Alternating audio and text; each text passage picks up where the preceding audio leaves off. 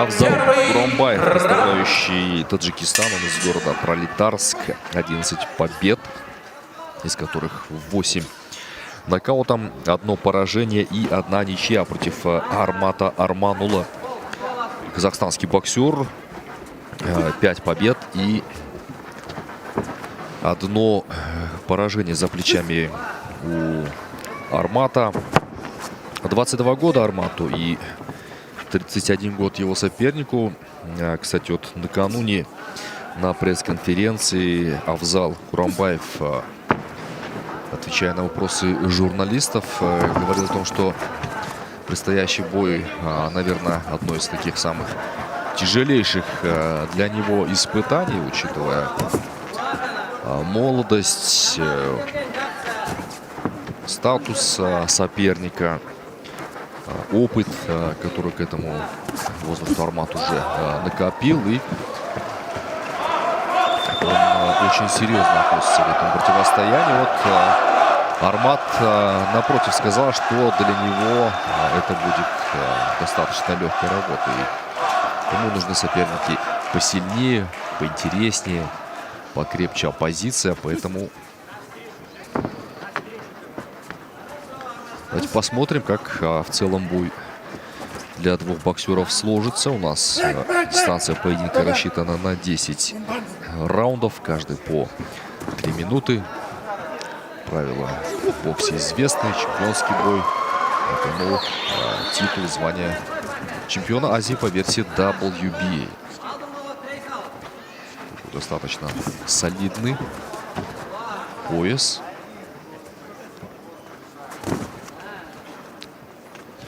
Несмотря на такую длинную дистанцию поединка, боксеры уже с первых секунд пошли в атаку, очень серьезную, так, не жалея друг друга, работают, активно атакуют, обмениваются ударами. Но вот попытки в клинче сейчас рефери боксеров останавливают. Хорошо Авзал взрывается, пошел вперед, почему-то спиной своему сопернику оборачивается. Армат этого делать, конечно же, не стоит. Хороший эпизод от боксера из Таджикистана.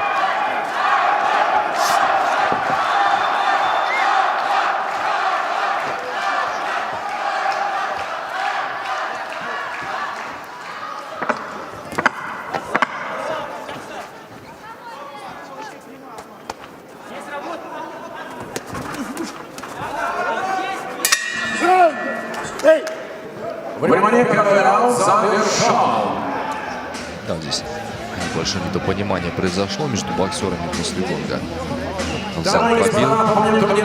Здесь недовольство у Армата Арманула.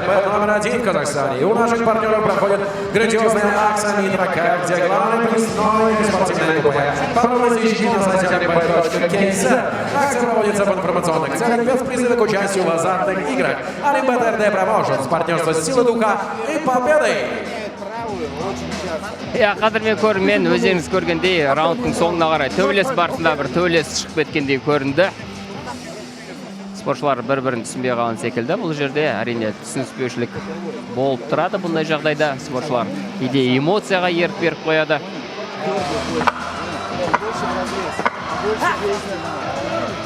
Co-main event WBA тұжырым бойынша Азия титулын сарапқа салып жатыр. Қос спортшы. Жалпы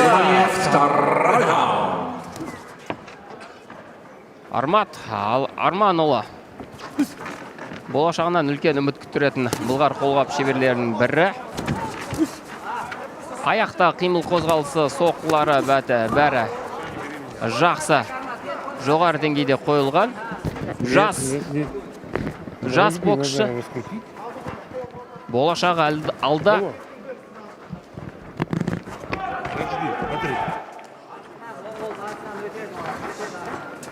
Сондықтан осындай тәжірибелі боксшыларды сол әлемдік деңгейге жету үшін ұту керек. Яғни бір бас жоғары деңгейде ұту керек. Тәжік боксшы Абзал Құранбаев та осал қарсылас емес, қадірмен көрермен, тәжірибелі.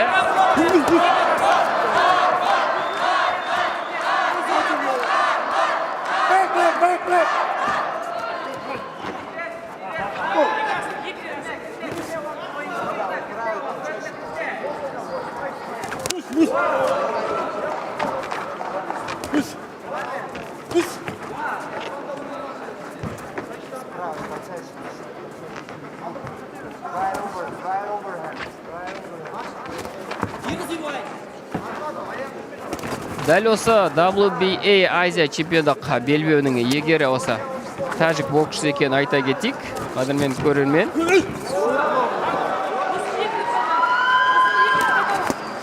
Вьетнамда өткен бокс кешінде жеңіп алған еді. Абзалбек Құранбаев филиппиндік Адам Абдулхамидовты жеңіп, осы титулдың егері атанған. Мінекей енді титулын біздің отандасымызға қарсы қорғап жатыр. Клинч бұл жерде. Клинчтегі тыйым салынған соққылар.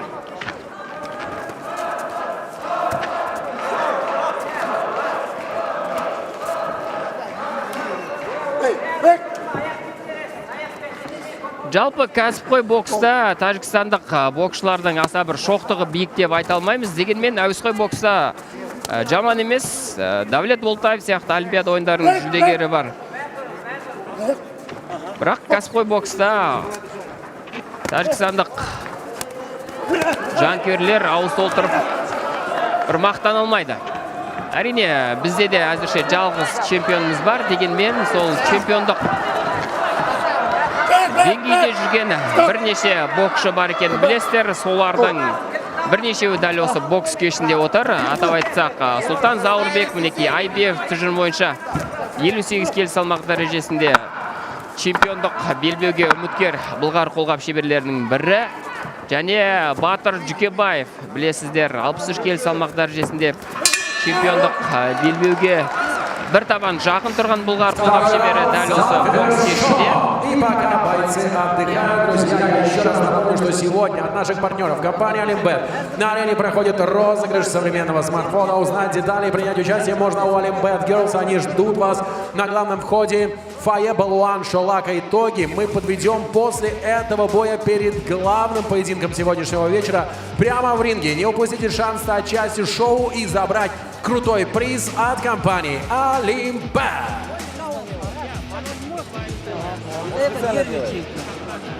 Жекпе-жегін білесіздер, Сабрел Матесқа қарсы жекпе-жекте кейін белгілі болғандай, Сабрел Матес сол жекпе-жекке допинг қолданған екен. Нәтижесінде мінекей Сабрел Матес біздің Батыр Жүкембаевтың мансабын бірнеше қадам артқа шегеріп жіберді. Құйтырқы жолмен осылай жеңіске жетіп, бірақ өтіріктің арты бір тұтам деп атам қазақ бекер айтпаған. Нәтижесінде ақыры ақиқат ашылды. Осылайша бұл жекпе-жек қорытындысы өз күшін жою тиіс. Және Батыр Жүкембаев осы 63 келі салмақ дәрежесінде титулға бірден бір үміткер боксшылар атану тиіс. Боксшының бір атану тиіс. Тамаша қазір Арманұлы. Қараңыздар қалай жақсы күте алды қарсыласты. Бұл жерде аздап менсінбегендей Абзал Құранбаев алғашқа шыққан кезде Арматтың бетіне қарап бір жымиғандай көрінді. Тамаша қазір. Армат қарсыласқа қарағанда жылдамырақ. Тамаша мінекей көк соққысын жақсы дарыталды. Дәл осы позицияда жақын ара қашықтықта да және алыс ара қашықтықта өзін жақсы сезетін көріп отырмыз. Мінекей брейк дегеннен кейін тағы бір соққы тиіп кетті Арматқа. Ағыда клинч. Жалпы клинч шаршатады боксшыларды негізі.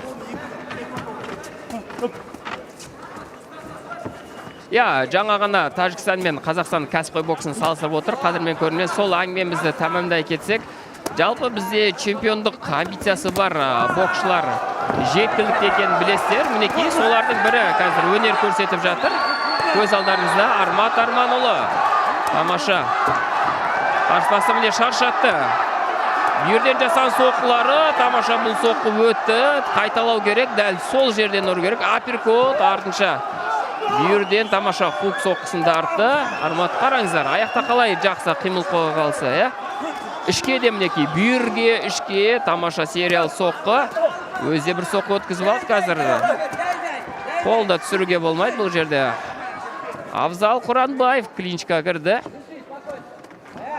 Сол әңгімеміздермен қалай жалғастыра берсек, жалпы қазақстандық әлем чемпионы атанады деген кәсіпқой боксшылар жоқ емес. Болашақта әрине біз оның куәсі боламыз деген сенімдеміз. Және сол жекпе-жектерді сіздер қадірмен көрмен осы Спорт Плюс Қазақстан арнасынан көре аласыздар. Тамаша қазір бүйірден Арматтың кезекті соққысы, артынша хук, мінекей артқы қолмен, алдыңғы қолмен бүйірден, артқы қолмен хук соққысы. Өте керемет тактика. Сол әлем чемпионы атануға мүмкіндігі бар боксшылардың бірі қазір мейн ивентте өнер көрсетеді. Елшат Нығметолла қазір таңда Азия WBA тұжым бойынша Азия белбеуінің егері өзінің титулын қорғайды. Және егер сәтті қорғай алса, осы WBA тұжым бойынша әлем чемпионы атағына да таласуы әбден мүмкін. Өйткені рейтингте үздіктер қатарында тұр. Тамаша раунд өткізді бұл жерде. Армат Арманұлы. Бұл спортшында болашағы жарқын, әлі уақыт бар. Дегенмен қазірдің өзінде мінекей кәсіпқой бокстың қыр-сырын өте жақсы меңгерген байқап отырмыз. Қараңыздар, сайстеп, аяқта қалай қимыл қозғалысы жақсы. Соққыларды өткізіп жіберу, тайминг, бәрі өте жоғары деңгейде. Мінекей қараңыздар, керемет сайстеппен. Качественным медицинским оборудованием под ключ. 19 лет на рынке нашей страны. Қарсыластың соққысын өткізіп жіберіп жатыр. Сонымен қызықтың көкесі алда деген сенімдеміз. Одан бөлек Султан Заурбекті де айтамыз. Сейчас состоится 4-й раунд титульного противостояния. Уважаемая публика, и нам нужна ваша поддержка! Зарядите боксера! Белгілі болған екен, ақпан айында белбеуге үміткерді анықтайтын жекпе-жек өткізеді. Егерде сол жекпе-жекте Султан жеңіске жетсе, онда IBF тұжым бойынша чемпиондық атаққа таласуы әбден мүмкін. Одан бөлек білесіздер, қадірмен көрермен, кәсіпқой бокстың болашақ жарық жұлдызы, жарқын жұлдызы Садыридин Ахмедовтың де осы супер мидлвейт, яғни 69 келі салмақ дәрежесінде өнер көрсетіп жүргенін жақсы білесіздер. Және Садыридин дәл қазір Америкада оқу жаттығу жиын өткізіп жатыр.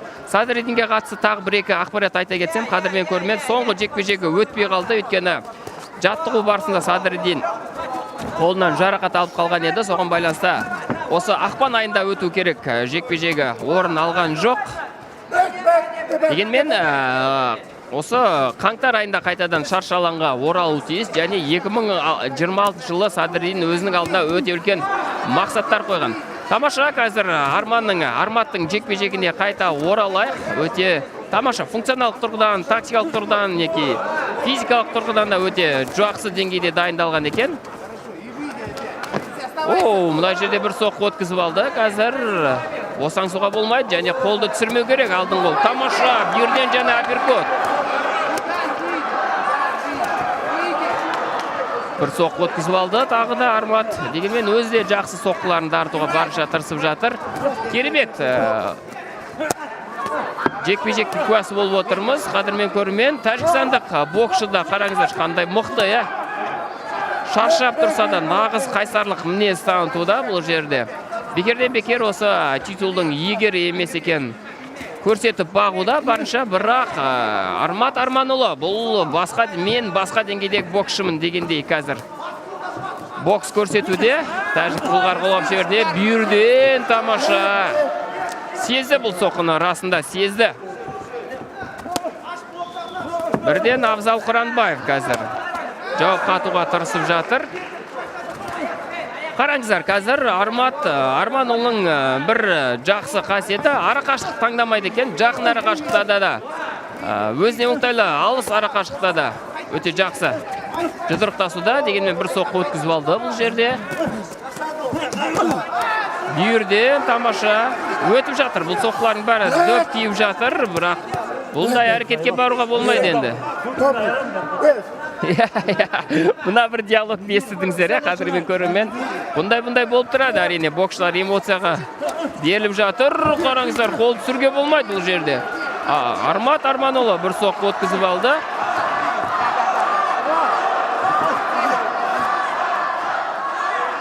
Сонымен 4-ші раундтың аяқталуына 10 секундтай уақыт қалды. Әзірше Армат Арманұлы өте жақсы деңгейде өнер көрсетуде. Азия чемпионын былайша айтқан кезде Азия чемпионның күндігін теріс айналдыруға жақын десек артық айтқанымыз ба, Данияр мырза, қалай ойлайсыз? Да, очень интересно получился у нас предыдущий раунд. Авзал Курамбаев из Таджикистана и Армат Арманұлы продолжают биться за пояс чемпиона Азии по версии WBA.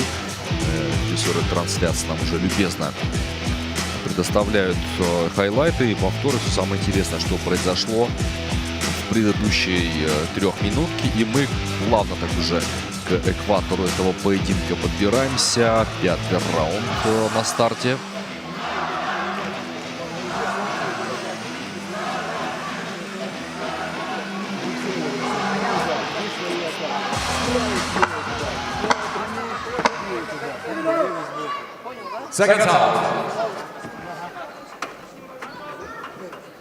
Асхат Уалиханов, известный в прошлом казахстанский боксер, профессионал, который определенное время жил в США, в штате Калифорния, выступал, работал также с Эгисом Климасом. Сегодня он работает в качестве тренера уже с Арматом Арманұлы. Он его и секундирует в этом поединке.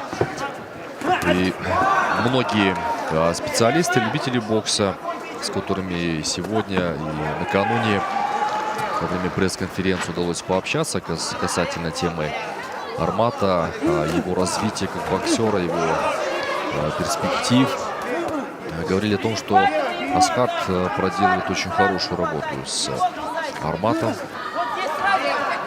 Он преобразил его и как боксера, все-таки опытный взгляд самого Асхата Уалиханова, который выступал в составе национальной сборной Казахстана в команде Астана Арланс.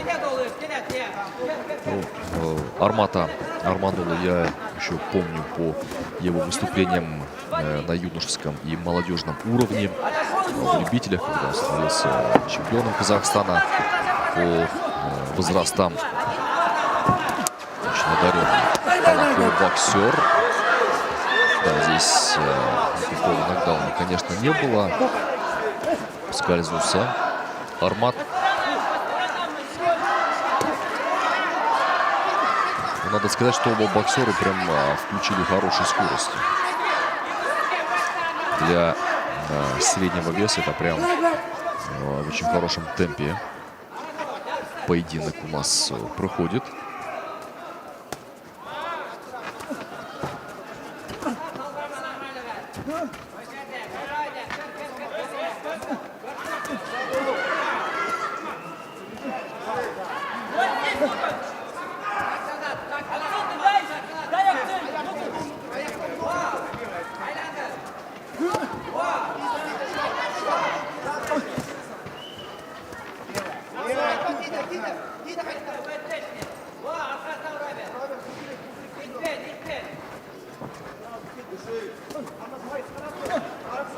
Пробивает Авзал, но его удары приходятся по защите Армата. Сам при этом Армат очень хороший удар на контратаке наносит. И последние секунды 5-го раунда у нас пошли. По-прежнему такой очень хороший высокий темп боя держит Армат и Авзал.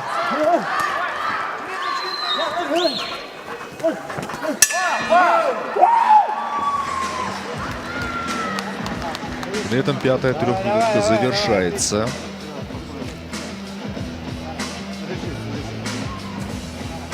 Левый высокоboковой проходит. Левый боковой проходит. Надо на него акцент делать. Концентрируй его.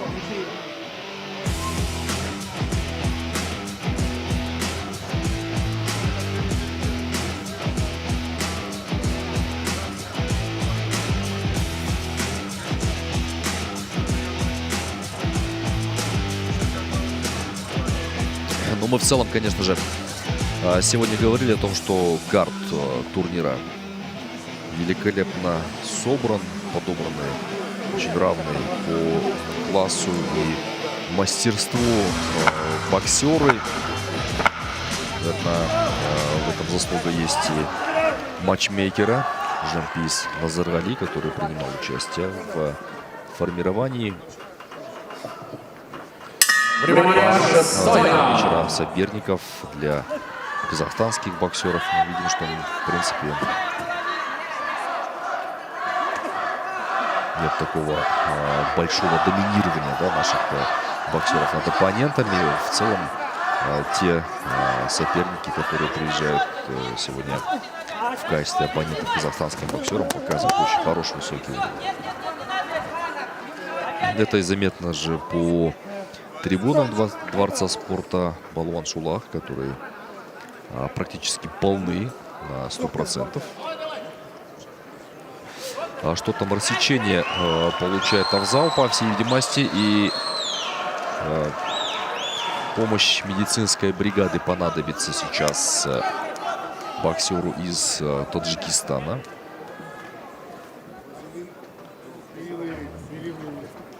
Медики в углу дадут оценку, готов ли Авзал продолжить поединок.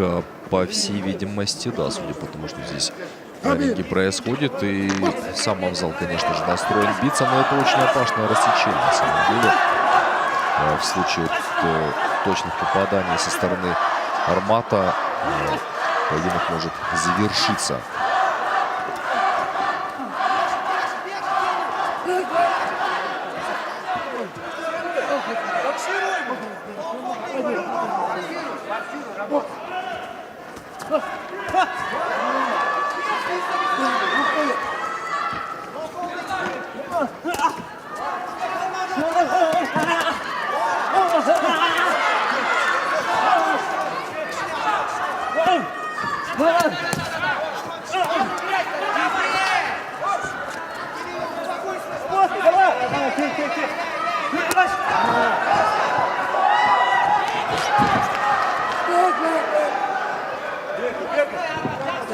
Непонятно только начало происходить уже в ринге. Вы знаете, несколько раз в этом раунде уже Арматов попал в область рассечения Авзала. Давайте дождемся завершения этого раунда и уже оттуда будем отталкиваться. Что скажет медицинская комиссия, способен ли таджикский боксер продолжать этот поединок?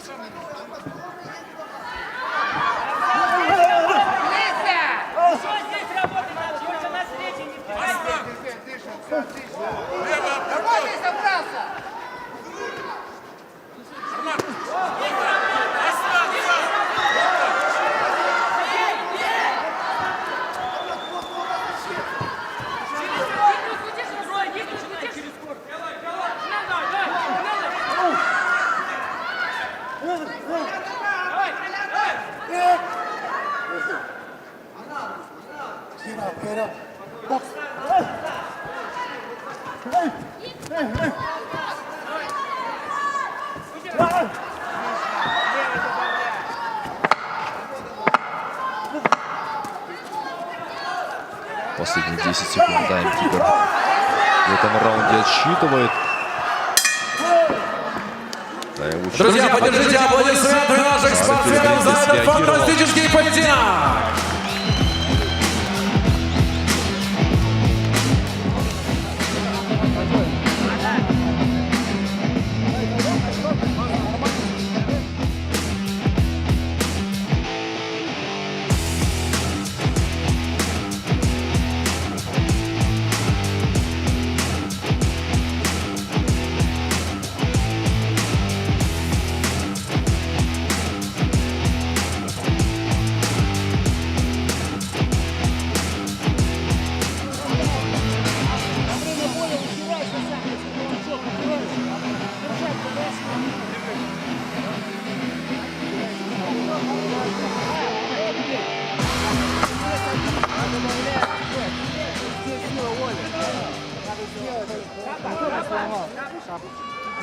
Уважаемые секунданты, покиньте ринг. Я қадірмен көрмен қазір тәжік боксшыны дәрігер қарап шықты. Жекпе-жекті жалғастыра аласың ба дегенде бір Внимание, сұрақ болды. Я. Жалпы осы ТМД елдерінің боксшылары, спортшылары ешқашан жекпе-жектен осындай жарақатқа бола бас тартпайтынын білетін шығарсыздар қадірмен көрмен. Сонымен 7-ші раунд өте тартысты жекпе-жек. Өте керемет кездесулердің бірі болып жатыр. Жалпы осы RD промоутер компаниясы ұйымдастырған бокс кештерінің ішіндегі ең үздігі, ең кереметі осы деп айтсақ болады. Тамаша қазір жақсы күтіп алған еді Армат Арманұлы, бірақ өзі де бір соққы өткізіп алды. Бұл жерде өте керемет бокс кешінің куәсі болып отырмыз. Қадірмен көрмен Никит чемпион алға ұмтылды. Чемпион өзінің титулынан айырылуы әбден мүмкін. Сондықтан сол титулды сақтап қалу үшін қазір барынша Арматтың осалысын табуға тырысады, бірақ әзірше ол оңай болып жатқан жоқ. Қараңыздар. Армат Арманұлы расында нағыз кәсіпқой бокстың хас шебері атануға жақын тұрған көріп отырмыз. Аяқтағы қимыл қозғалысын қараңыздар. Қандай керемет, дер кезінде аяқпен сытылып шығып кетуі, қорғаны алуы осы аяқпен. Сайыс септе де Неки қараңыздар. Соққыларды өткізіп жіберуі де жаман емес. Шаршады расында, екеуі де шаршады, сөзсіз. Дегенмен қазір қараңыздар, тек алға ұмтылуда. Тәжік боксшы функционалдық тұрғыдан өте мықты екен. Әрине осы қасиеті оны чемпиондық белбеуге жеткізгені анық. Жалпы Армат Арманұлы осы жекпе-жектің алдында білесіздер, кәсіпқой боксшы, кәсіпқой бокстың болашақ жарқын жұлдызы Садрин Ахметовпен бірге бір тәжірибе алмасып оқу-жаттығу жиынын өткізген еді. Оқу-жаттығу жиын емес енді бірге бір жаттығып спарринг жасаған болатын. Әрине оның өз жемісі болары анық.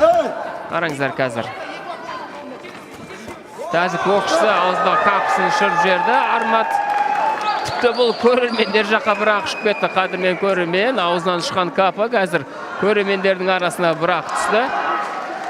Екінші қосалқы капасы бар шығар. Көрермендердің өзі іздеуге кірісіп кетті. Бұл капаны, енді ғана алып келгендей. Тамаша, қараңыздар, қалай өткізіп жерді қазір Армат. Сериал соққысы. Қызылала қанға боялған жекпе-жек болды. Бұл соңғы секундтар раундтың. Тамаша, бүйірден және алдыңғы қолмен хук соққысын жақсы өткіз алды. Ара қашықтың аяқта қимыл қозғалысы жақсы. Апперкот, артынша тағы бірнеше соққы қосуға болады. Тамаша өткізіп жерді мінекей бұл соққыны. Өзде бір соққы өткізіп алды. Аяқтағы сайстеп міне. Бәрі тамаша. Арман Арматұлы, сериал соққылар. Соңғы 10 секунд. Тамаша, 1-2 өтті. Бүйірден де соққысы өтті. Тамаша, тағы да бүйірден соққы өтті. Бұл жерде бір есеңгіретіп алуға болады. Дегенмен уақыт жетпейтін секілді. Этот раунд завершен. Друзья, вот за это мы и любим профессиональный бокс. Армат Арманұлының расында қараңыздар, қарсыласқа деген көзқарасынан ақ байқауға болады. Данияр мырза, қалай ойлайсыз? Бұл жекпе-жек уақытынан бұрын аяқталуы мүмкін бе? Қазір қараңыздар, шаршап қалды, бір жойқын бір соққы жекпе-жектің тағдырын шешіп кететін секілді. Әрине мүмкін, Дәурен.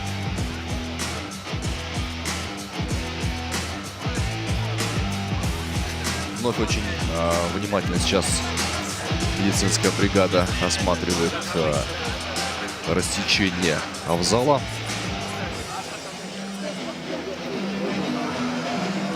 Сам Авзал, конечно же, горит желанием этот бой продолжить. Не хочет останавливаться. Уважаемые секунданты, покиньте периметр ринга.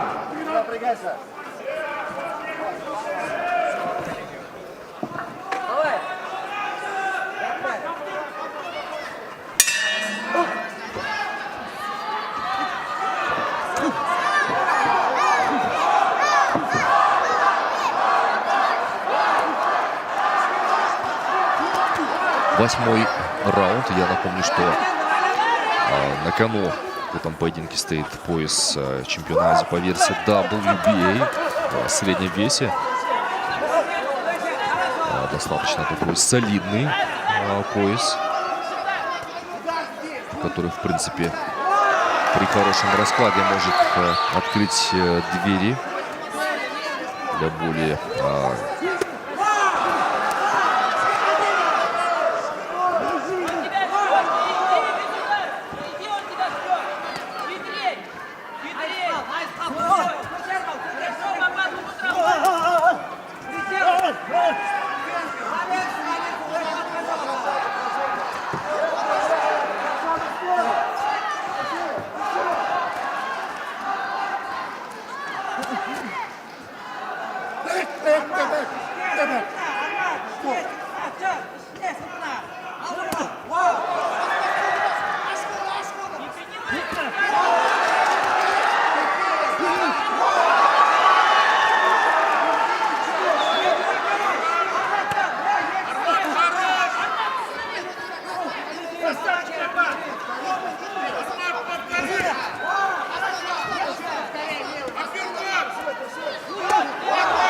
хорошо пробивает сейчас по корпусу Армат.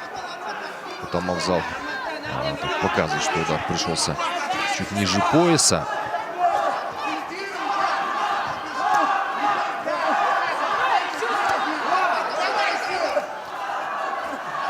Все чаще в ближнем бою начинают схлестываться боксеры.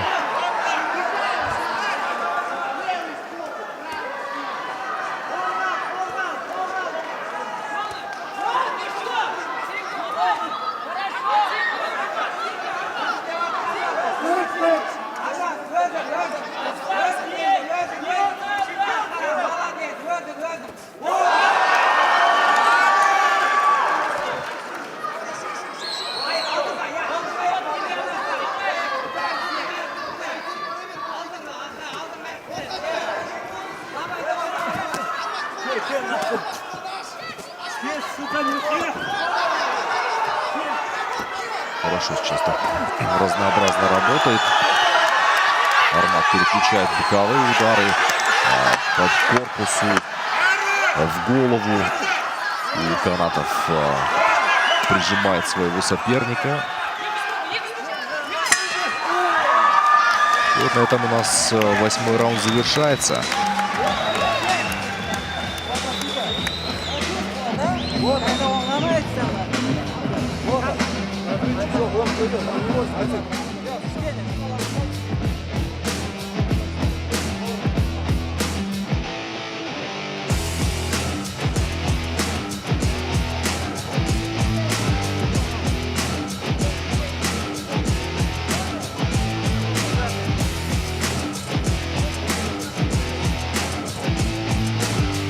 Я қадірмен көрермен, жекпе-жектің жарқын сәттері назарларыңызда. Армат Арманның керемет апперкотын көрдіңіздер.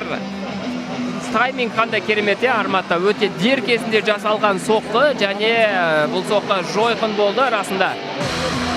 Бір есеңгіретіп алғандай қарсыласты. Абзал Құранбаев расында бекерден бекер осы титулдың иегері емес екен тағы бір дәлелдеуде, қандай төзімділік танытуда қазір, барынша жеңіске деген жігер көрсетуде. Бірақ бұл қазақ бокс мектебі, бұл қазақ бокс стилі қадірмен көрермен. Ал қазақ бокс стилі сіздер білесіздер, бұл әлемдік деңгейдегі ең үздік стильдердің бірі. Сонымен 9-шы раунд, шешуші раундтар бұл жерде Арматтың тіпті уақытынан бұрын жекпе-жекті аяқтап тастауға тырысып жүрген байқап отырмыз.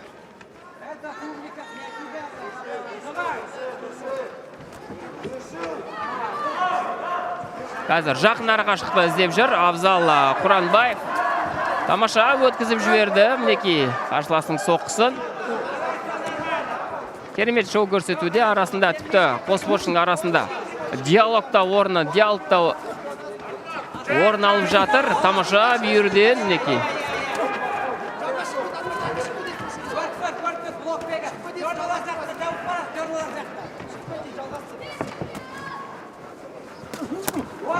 Үйірден тамаша қараңыздаршы. Бүйіртісі қалай қызарып кеткен қазір. Абзал Құранбаевтың өте анық көрініп тұр бізге қадірмен көрінмен. Бүйіртісі қызарып кеткен екен. Бұның бәрі соқының салдары өтті. Бұл соқыда тамаша өтті қазір. Кезекті бүйірден қараңыздар. Бірден сериал соққы. Бір соққымен тоқтап қалып жатқан жоқ. Шектеліп жатқан жоқ. Армат Арманұлы иықты арасында қосты. Тамаша. Бұндай қарсыласты эмоцияға ерік беру әрине бұл бокстағы бір құйтырқы әрекеттердің бірі. Тағы да бүйірден жасан соққысы Арматтың.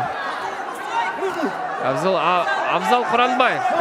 Хук соққысы бұл жерде дөп тигендей көрінді. Бұрышқа тақады қазір.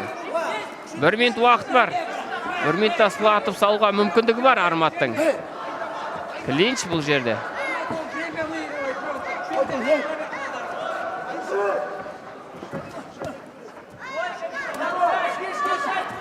Джеб тамаша қараңыздар. Қалай тоқтатып жатыр қарсыласты. Аперкот асынша.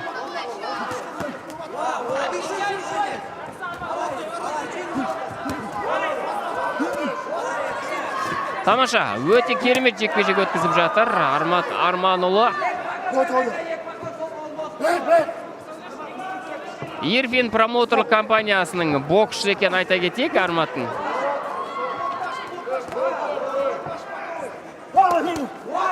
Арымташ соққымен қалай тамаша күтіп алды. Бүйірден мінекей керемет. Соңғы 10 секунд қазір жекпе-жекті аяқтап тастауға тырысып жатыр. Кезекті сериал соққылары Арматтың бұрышқа тақады қарсыласты. Аперкот мінекей. Хук бүйірден соққы. Тамаша шаршады бұл жерде. Абзал Құранбаев соңына қарай түрі клинчқа кіруге мәжбүр болды. Сонымен алда бізде соңғы шешуші раунд қалды. Әрине әзірше біз отандасымыздың басымдылығын байқап отырмыз. Өте керемет жекпе-жек өткізуде. Назарларыңызда жекпе-жектің жарқын сәттері.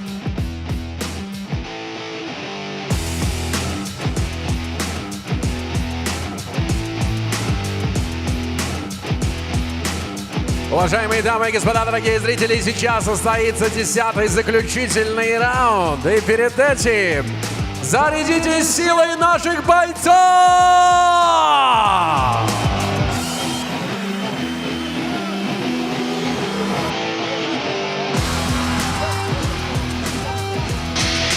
Ну что ж, в ожидании мы заключительного 10-го раунда этого поединка, на кону которого стоит пояс чемпиона Азии по версии WBA в среднем весе, это middleweight, до 72 килограммов и 600 граммов, вот так правильно, наверное, будет обозначить эту весовую категорию. Армат Арманұлы и Абзал Құранбаев. Очень сильное рассечение где-то в середине этого поединка Абзал получил, но хорошо сейчас поработали, конечно же,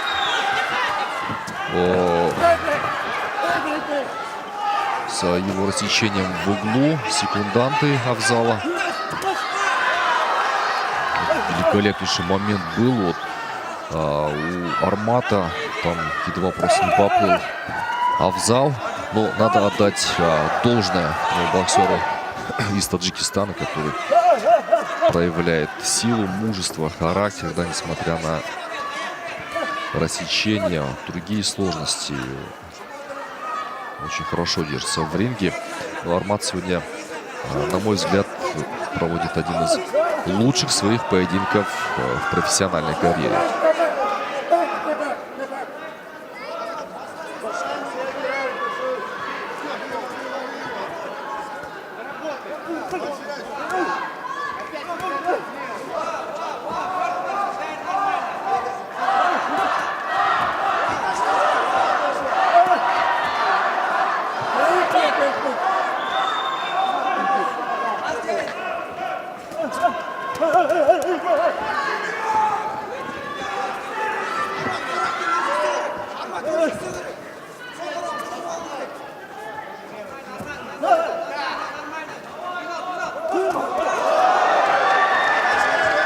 Вновь такой хороший, очень жесткий, плотный размен ударами, которым Армат превосходит соперника. Последняя минута пошла, но если не случится ничего такого экстраординарного, то я думаю, здесь вполне очевиден ответ о том, кто одержал победу в этом поединке.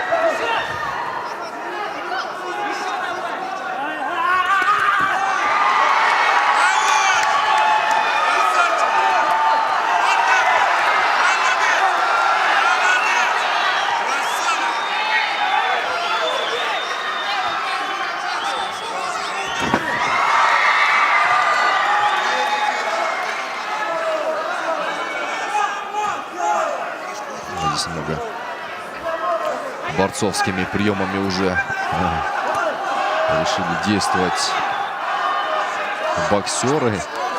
Армат, кстати, в этом действии преуспел. Последние 10 секунд чемпионского поединка. Такая великолепная заруба просто сейчас происходит. И поединок завершается. Мы ждем решения судей. Для награждения в ринг приглашается бизнесмен и меценат Рахман Асамбаев.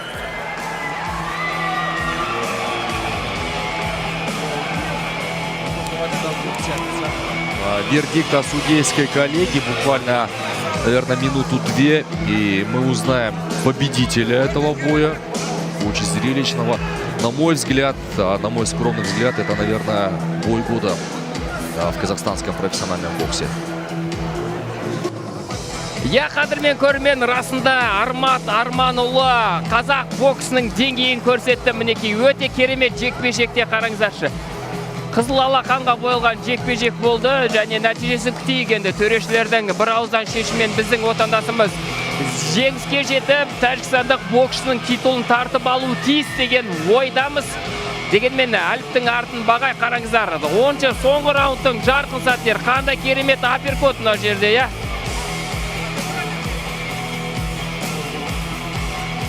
Шоу керек па сіздерге? Міне шоу. Бокс керек па? Оны да көрдіңіздер. Өте керемет мына жерде, қараңыздар. Күрестің де бір неше тәсілін көрсетіп қойды. Армат күрестен де құралақан емес екенін байқатты. Өте тамаша жекпе-жек болды. Сөз жоқ, тек қана эмоция арасында. Жалпы жанкүйерлерге керемет эмоция сыйлады деген сенімдеміз.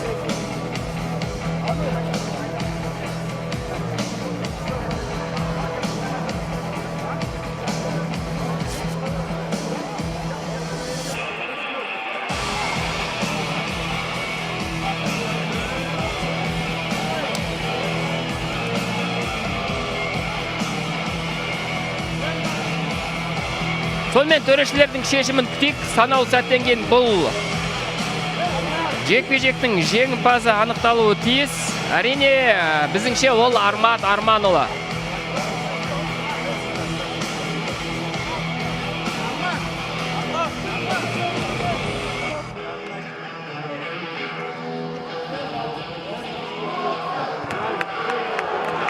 Уважаемые дамы и господа, перед тем, как мы объявим победителя этого поединка, я прошу поаплодировать спортсменам за это невероятное зрелище!